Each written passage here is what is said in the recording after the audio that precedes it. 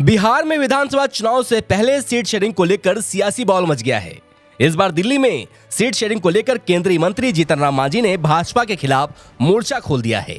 जीतन राम मांझी ने मीडिया के सामने खुलेआम ऐसी बात कह दी जो एनडीए खेमे के लिए शुभ संकेत नहीं है। मांझी के इस बयान से बीजेपी की मुश्किलें पैदा हो सकती हैं।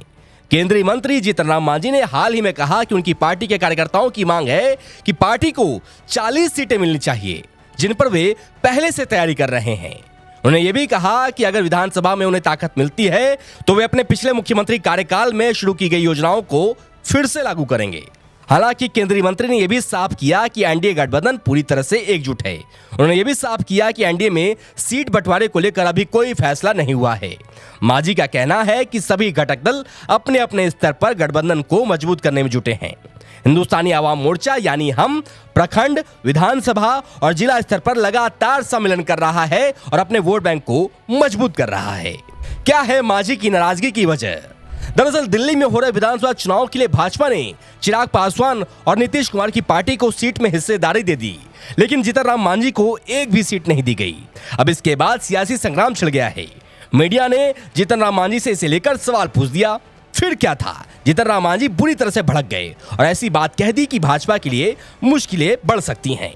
बिहार में औकात दिखाएंगे। जीतन राम मांझी ने मीडिया से बात करते हुए कहा कि झारखंड में भी हमारी औकात नहीं थी, दिल्ली में भी हमारी औकात नहीं है, लेकिन बिहार में हम अपनी औकात दिखाएंगे।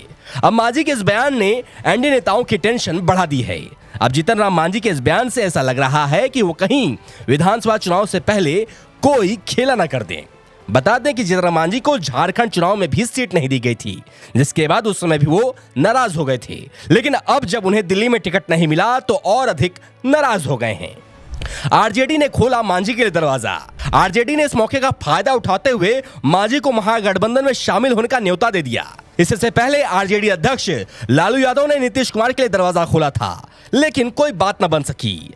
हाल ही में लालू यादव की पशुपति पारस से मुलाकात भी सियासी गलियारे में चर्चा का विषय बनी हुई है। इन घटनाओं से बिहार की राजनीति में उथल पुथल मचा हुआ है।